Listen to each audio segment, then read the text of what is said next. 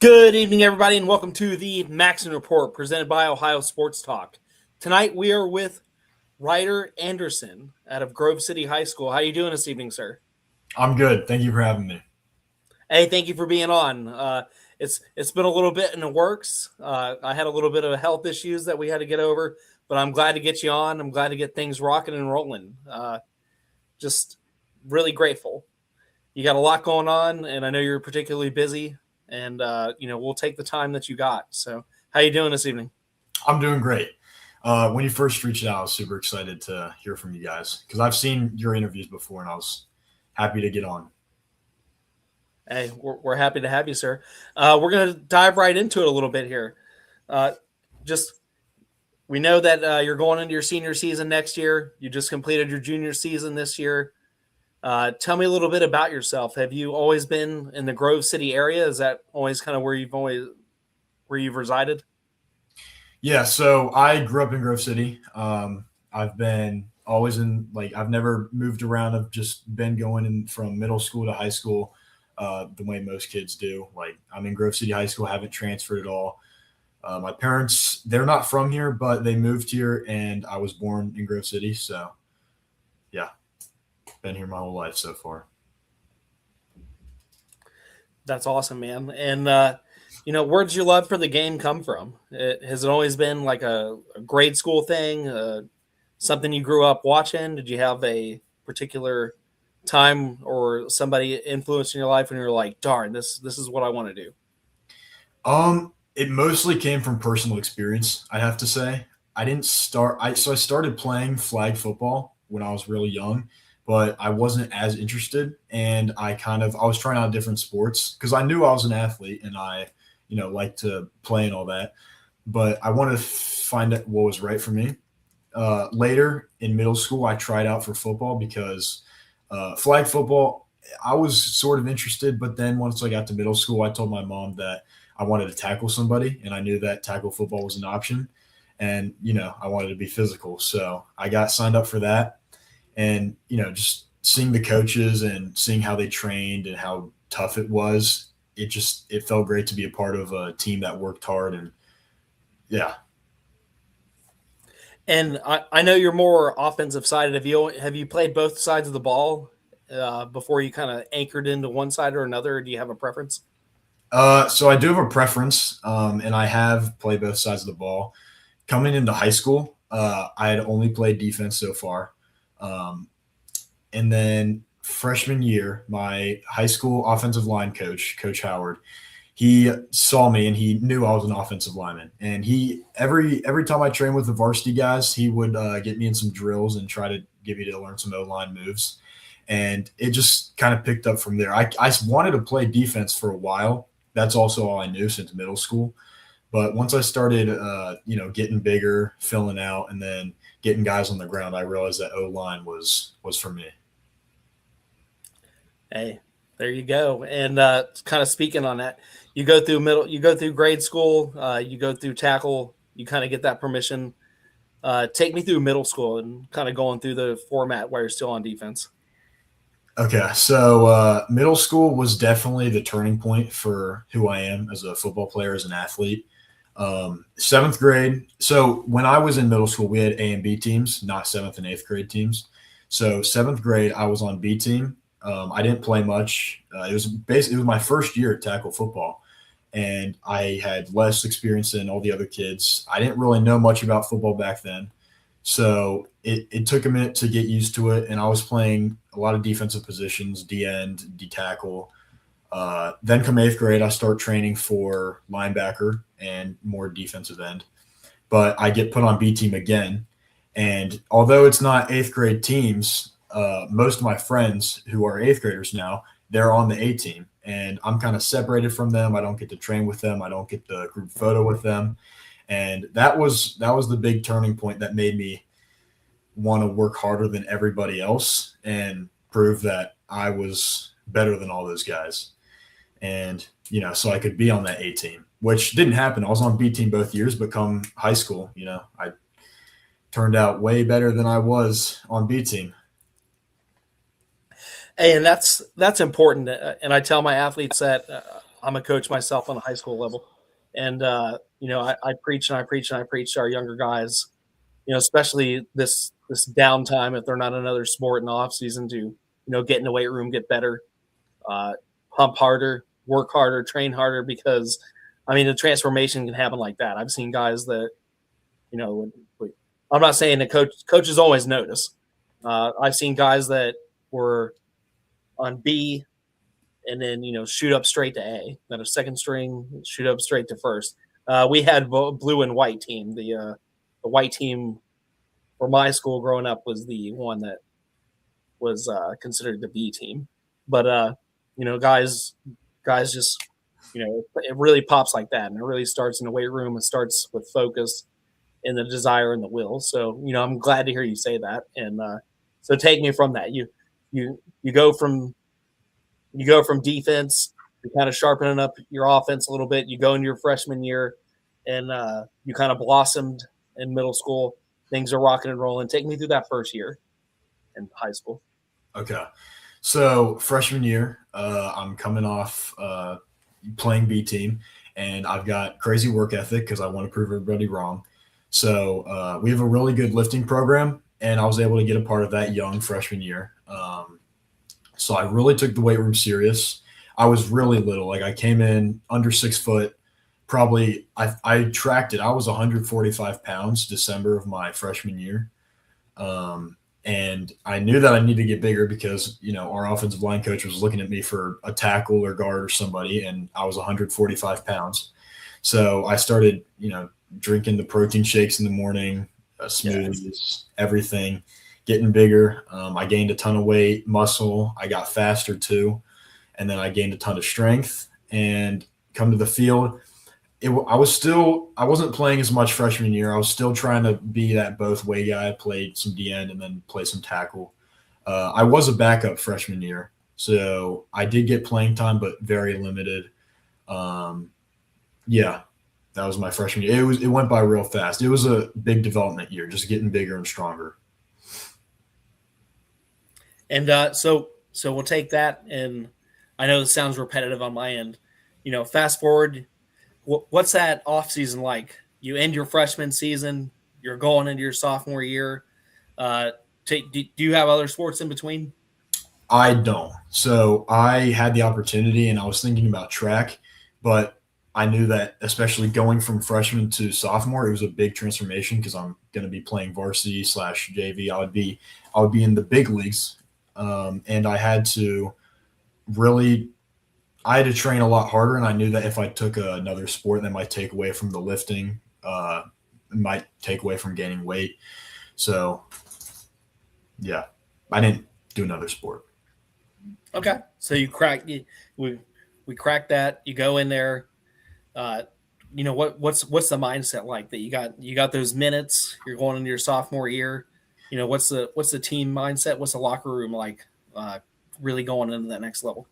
It was a really intense mindset, especially when I was so young and I was still smaller. And I saw these giant seniors, and they're all yelling in each other's faces, yelling in my face. So it was a huge step up. It was like a slap in the face, like welcome to varsity, welcome to high school. It was a big step, but it was a good mentality, and it's probably the reason I worked so hard is because we had a good class of seniors. And then I'm glad you harp on that, because you go into that 2024-2025 season, and you guys do well. You open up against Tesla Valley 42-7. Were you starting at that time? So I was not. I didn't start up until my junior year, but I did get playing time my sophomore year. I lettered all 3 years, or will letter all 3 years. So no, I did not start, but I was the backup, and I got playing time. And this was all due to training in the weight room, getting bigger. And like I said, I had some big development years. I learned the techniques. I switched. It was around then when I switched to fully offensive line. I was still doing athletic movements and going through some defensive drills, but I was primarily focusing on offensive line, which led to me playing more. And what game your sophomore year did you feel like, especially in the sense of position offensive line, that this is home? Was there a particular moment, game that just clicked? It could be even on a JV side. A particular moment, I wouldn't have a specific game. I'd probably have a specific moment, and it was probably ending that season when I realized that although I did play JV that sophomore year, I had a lot. Once you added it all up, I had a lot of varsity playing time, and it made me realize that I'm not that kid on B team anymore. I've got a real shot at becoming a big tackle, and so it was just kind of once I stepped back and took a look at how the season went, that was kind of my moment of realizing, yeah, I'll be good. That's fantastic, man. That's fantastic. So you kind of fast forward. You guys went 7-4 that year, first round playoff exit. So you get a little bit of taste of that. You get to witness and travel with the team, gears you up. We go into this past season, and you guys kind of come out, kicking the same rear, kicking the same ass. We can say that on this show. 42-14, really kind of reminiscent. Week one of the previous year. Take me through that. Yeah. So just my whole junior season overall was a big accomplishment for me and also some other guys. New Albany, for example, we played them and we beat them, and I don't think we'd beat them since I want to say the 1960s, if I have the date right. So although we didn't have the as great of a record, we still had some great accomplishments.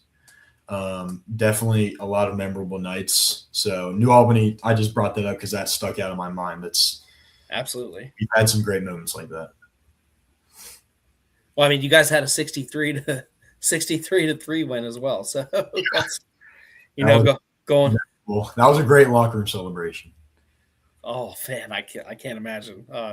It's always you love the team, when you got to go against the grit and go against the grain and dig out wins, but it is also great on every level when you kind of not necessarily take the foot off the gas pedal, but when everybody gets involved and you get your second guys, your third guys, everybody gets hooting and hollering, and the starters, you're squirting the water bottles in their mouth, when the guys that haven't seen the field that much come in, off from their play. And, that's anytime you score that many points, that's just goodness gracious. And that's a moment that I know you got a whole another year ahead of you, but those are the moments that stand out the most as a team. The grit wise, those stick with you too. But, if you want to take me through a little bit of because your playoff loss was a nail biter. Do you want to kind of go over that a little bit? Yeah. So it was a tough loss, especially since we lost to them last year, but it still felt like at the end of the season, it wasn't a total loss because, like I brought up the New Albany night, we had a lot of memorable nights, a lot of memorable accomplishments that we hadn't done in the past. Berlin specifically, we went into halftime actually winning. I believe that we were winning by 1 point. So, it's 1 point, but it gave us kind of that, like, we're not out of it mentality. We knew it was going to be a 4-quarter game, but all of the games are. It was a tough night, especially because, we've always had good class of seniors. So especially being young like me and seeing kind of some of your role models leaving, it was hard to lose them, but it was also nice because you knew that we had some other guys who were going to be stepping up, and we could start looking forward to our new team. And that's really well said, sir. And that, like I said, I think you learn more about yourself as a team and as a person, as a player, through losses than you do wins. Like I said, wins, we're talking about, hoot and holler and everybody's having a good time. The memory lasts with you forever. But truly who you are as a team, where you are as a staff, where you are as, personnel and players and athletes, it's through the losses. And to hear you say that, guys are ready to step up, guys are ready to, move on to that next level, take the reins on a leadership position. Those are all the greatest things you want to hear, especially on the other side as a coach. And, you hit that off season, the clock hits triple zeros. It's not how you wanted it. Kind of take me through that mentality after, you're saying goodbye to the seniors. You're able to kind of get yourself together. Yeah, What's that like? it was definitely hard in the first part because, like I said, we've always had really good classes of seniors, and most of my models were part of that class. So it was hard to lose the senior linemen because they were the ones I looked up to. They helped me when I was first becoming an offensive lineman. So that was hard, but it also it reminded me that we were going to have guys step up. I was going to be a guy stepping up, taking a big role on, and it was exciting at the same time. It was sad, but it was also exciting because I knew that, you know, we we would be a completely different team because I think from the years I've experienced, we've been getting better and better. Maybe not record wise, but with those little accomplishments like New Albany, we are making changes and steps that we haven't always made in the past. And I think that mentality wise, we're going to be probably one of the best intense teams we've ever been. So I think that we've all just had a big mentality switch. Um, yeah, it's a little bit about it. So also, and that's great to hear. Very positive. That's everything you want to hear from a player and a coach's standpoint. But also, fast forward a little bit because you have some personal things going too. What's the recruiting trail like for you? Yeah, so recruiting really. So I started Twitter. I started using X recently, or as of I think my sophomore year, I started using it. I had a friend who was trying to get recruited to college, and he was using Twitter, and I knew that I should probably start using it because a lot of other athletes were using it. Guys in my high school were using it, so I started using that, and I started posting a bunch of lifts and or training. I think my first major post was just me in my backyard. I took my cleats and then I just did some pass sets, some sprints, ladder drills, and that was getting some likes. And coaches were following me, and it picked up from there. Junior year, I was starting varsity, and so that brought some recognition. Into the first 3 games, I got my first D1 offer from Kent State, and after that, I just kept playing my heart out on the field, working hard in the weight room, keeping up with coaches, going to spring or going to game days. And that led to an offer from Miami, Ohio. And then, Wow. yeah, and then I got 2 more offers, and I'm sitting at 4 D1 offers right now. And take me through that. What's going to? Have you gone to game day visits? Yes, I have. I've gone to a few so far, and I'm going to be going to more this year as well as spring practices this year. And what was your first one? Was it Kent State or Miami? No, I think my first game day was Western Michigan.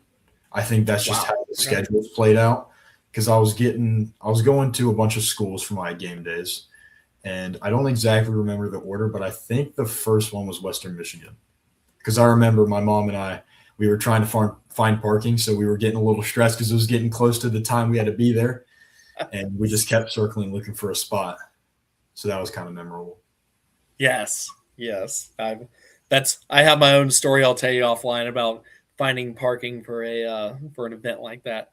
But I was almost late to one myself. But what's the energy like? What's the difference between Fridays and Saturdays? I mean, feeling that electricity, being on the sideline. It's crazy. I mean, as you may expect, like all the players, they're more hyped. The fans are probably more hyped. I mean, I know we've got a really good community at Grove City, but when you're actually playing on the field, you don't notice it as much. You notice your brothers more so. But when you're watching the games, you get to see the stands cheering and you get to see the tailgating outside the facility. So it's like I got to experience the communities a little bit more for college, which was a big thing to see for me because I value my communities and I value my family and stuff like that. Hey, and that's great to hear. That's what a lot of scouters in this day and age, and I sound like a broken record because I say it over and over. Back when I was in school, it was a gentleman from the college met you and he had a big thick pen and paper, and he was writing down, stats, and he was writing, timing the digital watch and Yeah. all that kind of cool stuff. And it was somebody older that usually had a big hearing aid in and some thick glasses on, said 2 words to you, and you just didn't know how it went. And to see the digital age change, like you said, on Twitter and X and Huddle, and So much getting your tapes out there. Yeah, the world of information is just constantly moving forward, and they say content is king when it comes to athletics, and that's honestly kind of where it's at right now, especially with the NIL world. And that's its own big process that you'll soon get into as you approach your senior season. And that's it's just so different. So it's always fun to ask you guys, you younger guys, that what's the experience like, what's it like, how's the information flow. And you kind of hit the nail on the head of, got to get yourself out there. You got to, you almost have to advertise yourself a little bit outside of the school doing it for you. And, it's good that you took those steps, and, the success comes to those who earn it. And, definitely coming for you, young man. And my next kind of question a little bit. So you got all this going on, and this is for more of the viewers and more of the, people that can be watching, coaches, programs, things of that nature, NILs. What do you like to do in off season? What do you like to do to unplug? What kind of, because in a day in information, like I said, you guys are always online, always, things are being fed to you 24/7. What do you like to do to unplug and kind of take a minute to yourself? Okay, you mean like maybe at my house or just in the off season for training and stuff? It could be both. We'll dabble. What do you like to do, in your house and your hobbies, and what do you like to do in off-season training? We can kind of make it a 2-step. Okay, so yeah, the biggest thing is training. Especially, we've always, like I said, we've had really good classes of seniors, and now that I'm going to be a senior, I'm biased, but I think that we're one of the best classes of seniors, because I think we've probably been the most intense this off season, the most hardworking, the most motivating. And my friends and I, we all we motivate each other. We push each other to make sure we're always working hard. And that's probably the best thing, the best highlight of my off season is, when I'm done with school, I get to go lift with my brothers, and I know that I'll be pushed my absolute hardest, and I'll push them to their absolute hardest. And we're going to come out of the lifts feeling great about ourselves. And then personally, aside from football, I'm a big movie watcher. So I'll probably watch an 80s action movie. I'll probably watch Rocky or something like that to kind of wind down. I mean, I wouldn't really wind down. I'd get more excited watching Rocky, but yes, that's how it goes. No, you hit the nail on the head. I get excited when I start buying workout supplements and thinking about my next workout thing. If I watch Rocky 4 or especially 3, when he's training with 3. I like that. It pumps me up. Do you have a favorite? I always kind of ask the silly question on that. Do you have a favorite Disney movie? I always try to pick the young minds on that. I probably do, but I can't think of any Disney movie. I don't think I can think of anything right now of Disney. Or Pixar. People consider that Disney too. I can't think of that right now. All right. I know I'm a big movie watcher, and growing up, I've watched a lot of movies and shows. Yeah. Well, can't think of that right now. We'll definitely circle back to that. I'm a big scary movie person myself, so I do like. Yes. I drive my family crazy with the Conjuring series every October. So that's fun. But yeah, no, and that I guess the big question is, for you, what does Ryder bring to the next level? What can we expect? Because you're going to be there. You got a great list of accomplishments that are just starting. You got offers. We know you're going to play Saturdays, and this is just for any kind of viewer watching, any coach watching, any NIL watching, or community that's involved. What does Mr. Ryder bring to the next locker room? And you can break it up in the categories: the next locker room, the next community, and the next team. The biggest thing is hard work, I'd say. Hard work and motivating others, my teammates specifically. I think that I mean, I know my coaches know I'm one of the hardest workers in the weight room we have. And that also comes from uh, where I came from, being on B team that year. I always have that in the back of my mind that I want to be the best I can be. That's a big thing. I want to be the best version of myself. So I always want to work hard to be the best version of myself. I don't want to have anything. I don't want to have any part of me that I would have wished I would have done differently. I don't want to have any regrets in terms of being an athlete or playing football. So I just want to work hard and play my heart out on the field, and then also kind of motivating others. I know that I'm a big motivator. I motivate my friends in our weight room, and I know that to any program I'm at in the future, I will 100% motivate everyone, and I know they'll motivate me back, and we'll raise the intensity as we play. That's well said. And before I'm not going to cut you off, do you have any save rounds before we move on to our next question? I don't think so. Okay, it's beautifully said, brother. And one of my big things I like to end on this program. We've had you on for a little bit over a bit of 27 minutes, and we have a lot of younger audiences that get to watch the replay and get involved in the comments, and guys that are in grade school, middle school, things of that nature, trying to get up to the level that you're at. If you could say anything to the youth, right? Well, not if. You say anything to the youth right now, what would be your advice moving forward for our younger audience? Shoot, I definitely listen to your coaches because they most likely know what they're talking about. But also listen. One second. I know. No, you're okay.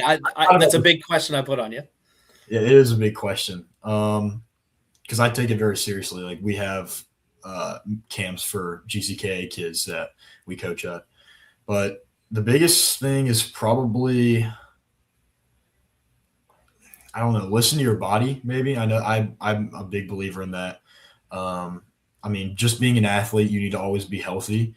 But also it could mean mentally listen to, if you want to play a certain side of the ball, listen to that.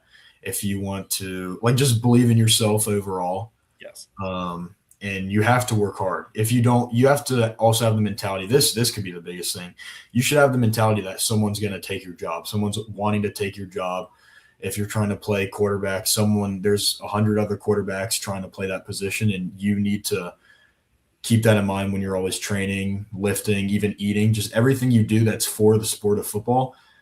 Just imagine that someone else is doing that and you need to beat them so that you can be the best version of yourself. And yeah, that's what I got for that question. No, I love that answer. You really summed it up. Believe in yourself, listen to your body as an athlete, and always remember that somebody else is gunning for your job. And it's just not even on your own. It's either coming from your own team or the next level. Because if you're training for the next level, like you said, there's 100 other people, 1,000 other people, coming for that same job that scouters, recruiters, and everybody else has to dissect. You have to put yourself out there and show that you're the best version of yourself and the best version of what they're looking for. And I think you summed that up pretty perfectly. Thank you. It's a question I've thought about before, so I didn't exactly know how to answer it, but I knew I've had it in my mind before. Well, I can't show all my things. I give you you bits and pieces. I like to spring off a little thing just to hear the raw emotion of it. I love, like I said, I love talking to you guys. I love having you guys on the program. We'll definitely track your career with great interest. We'll definitely track your next season. We love posting scores and stats, things of that nature. And I extend to everybody, if you enjoyed being on the program, we would love to have you back when it's all said and done, especially when it comes closer to decision time. And, not necessarily be a part of that moment, but we would love to get that news out when you make that selection and move forward with your young career. And it's something I pride myself on. And we loved having you on. And do you have anything else to say before we sign off this evening? Thank you. I just want to thank the college coaches for seeing the talent in me that I knew I had, for for my high school coach, for my offensive line coach, for putting me in that position to play. And yeah, that's pretty much it. Just a bunch of thank yous. Because I'm not a people say they're a self-made man, but I believe that I'm the product of a lot of people helping me to get where I am. And it sounds like you have a great, village in your corner, from your family to your coaches to your teammates. And, that's what it's all about. I always like to say, the game of football gets you ready for the game of life. And, those things that we teach you in the weight room, those things that we teach you on a gridiron through your wins and losses, that my hope as a coach is always that you guys carry it out to that next level. And you summed it up perfectly and put a bow on it. So I'm not going to drag it out any further, sir. This has been Ryder Anderson. This has been the coach, Jordan Maxon. Thank you for tuning in tonight. Thank you for your comments. Sir, I'll have this ready so you can post on your page.